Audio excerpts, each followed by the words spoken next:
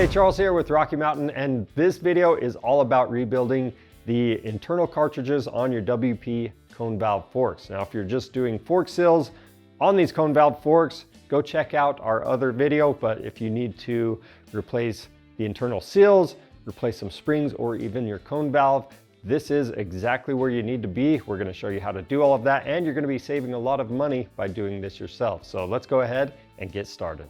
For parts, at a minimum, you're gonna need some 5-weight fork oil.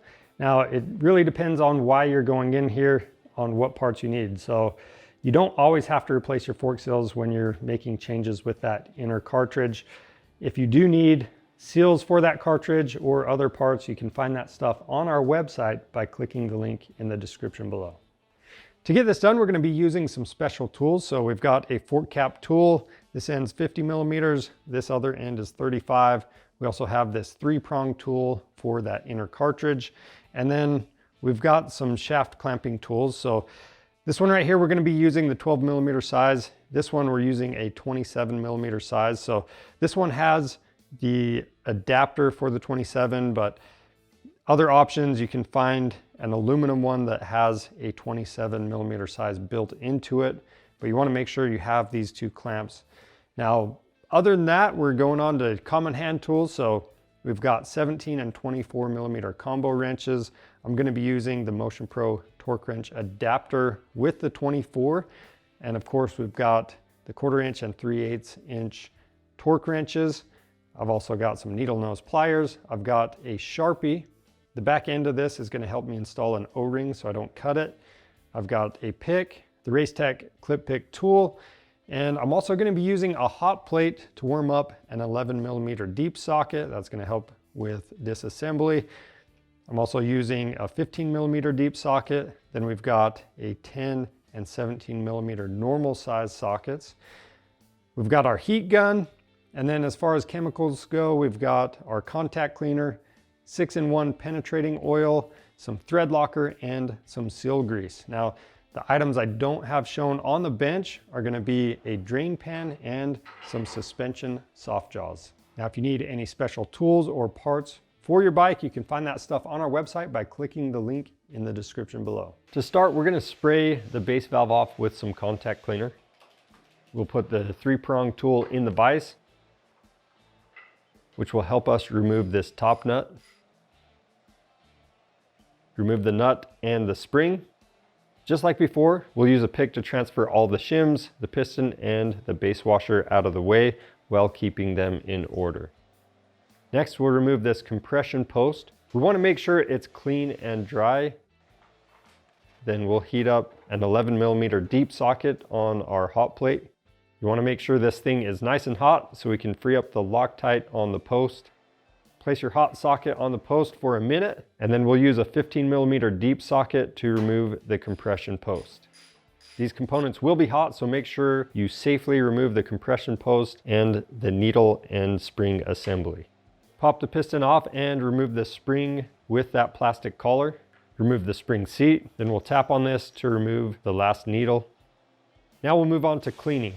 You want to spray these off with some contact cleaner or suspension clean.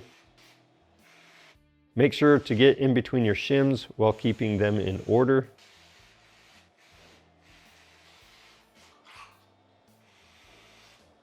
With everything cleaned up, we're going to take a look at this piston.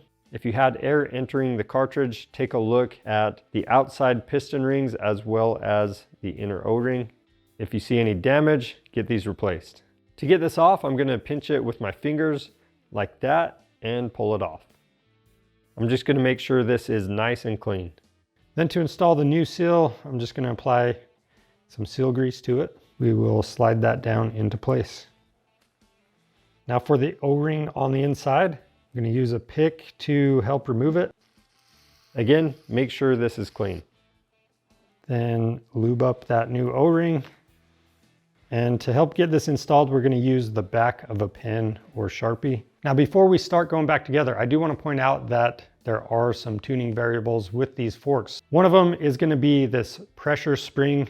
The other one, we've got a spring for the cone valve, and there's different angles of cone valves available. So this video, we're not focused on tuning, but Those are things you want to be aware of if you are tuning your forks.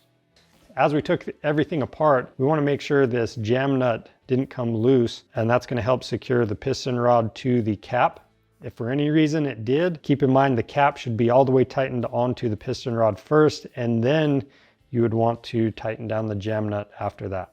Next, we're going to install the pin. And we have the needle with the spring and O-ring. I'm going to apply some lube to that O-ring, set that down into place. And then we've got the taller spring seat, the spring, and that shorter spring seat. Then install the piston with the cup side facing up. Wipe out any excess grease with a rag. After that, I'm going to apply medium strength thread locker to this compression post. I'm going to make sure that O-ring has some lube on it as well. Then I'm going to install that and torque it to 8.9 foot-pounds. Now for the shim stacks and piston, we're leaving everything in order from the pick. We're just going to work those items on. Then we have that spring. The big side's going to be facing up. Next, apply some medium strength thread locker to the nut that's going on that compression post. As you thread this on, you're going to have to move that check plate a little bit to make sure it's centered on that nut and that the check plate can move freely. Then we can tighten this nut to 3.7 foot-pounds. We're going to do a final check and make sure that the check plate didn't get pinched and that it's free to move. And then we just want to make sure we didn't get any thread locker where it shouldn't be. So make sure you wipe any excess off, and then I'm going to spray down this hole with some penetrating oil, and I'll use some compressed air and a rag to blow that out. Moving on to the damping rod, you'll want to start with a clean cartridge holding tool. We want this cartridge to stay put while we remove everything. Then we'll heat this thing up using a heat gun. To break this free, I ended up using a hammer to hit the wrench and turn this seal holder. Remove the damping rod assembly. Now to disassemble the damping rod, we've got this rod holder we're going to be using. This is the 12mm size. We're going to clamp that securely in our vise. You might even want to take a picture to make sure you can get everything back in its original location. Then we can go ahead and remove this nut. I'm going to use a pick just like before. We're going to move the shim stack, the piston adapter, and the cone valve onto this. Then we've got a washer, a spring, and another washer we're going to pull off. After that, we need to remove the rebound post. So to do that, we're going to heat this up to 122 degrees. You can heat the post itself, or ideally you want to heat the area underneath that spring right there. We're going to use our 15mm socket to remove that. Then we can remove the post. You're going to have an O-ring and a little spacer on here.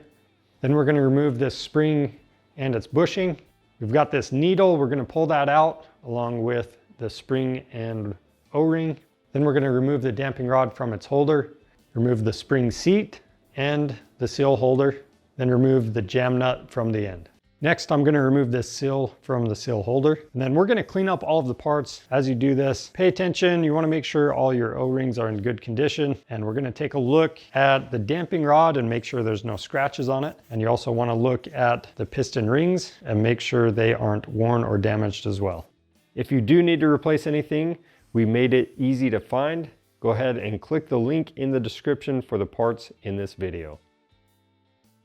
Now with the seal holder, you also want to look down inside of there at the bushing. This is going to have a Teflon coating on it, and if that's worn out, you'll want to replace it. For us, we're just going to be installing our new seal with the open side facing up, and I've got some grease on that before I'm pressing it in. And then I'm also going to replace this O-ring. And I did get a little bit of grease on these threads, so I'm just going to clean those off one more time. Next, we're going to put a little lube on that bushing down inside of the seal holder as well.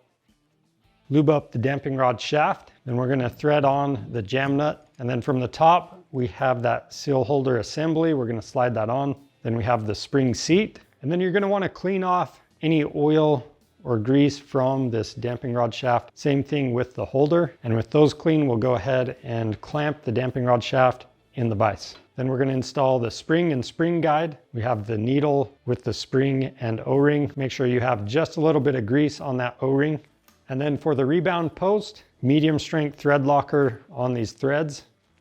We'll thread that in place and torque it to 8.9 foot-pounds. Next, we're going to install a washer, a spring, another washer. Then we have our cone valve. Then we have the cone valve adapter. We're going to follow that up with our piston. And when you put the piston on, make sure the bigger ports are facing down and match up with that adapter. Now, before we install the nut, there's a couple of steps that are pretty important. I'm going to apply some seal grease to a couple of these round shims. And that way, when I'm trying to line everything up in a later step, it's going to allow the round shims to rotate and will allow the delta shims to stay put. We're going to apply some medium strength thread locker to the nut, and we're going to thread that on until it lightly seats, and then back it off just a little bit. Wipe off any excess thread locker. And then from here, we need to line up the cone valve adapter, the piston, and our delta shim. So once you've done all of that, it should look just like this. We're going to go ahead and torque this down to 3 foot-pounds. And then we'll double check and verify the alignment.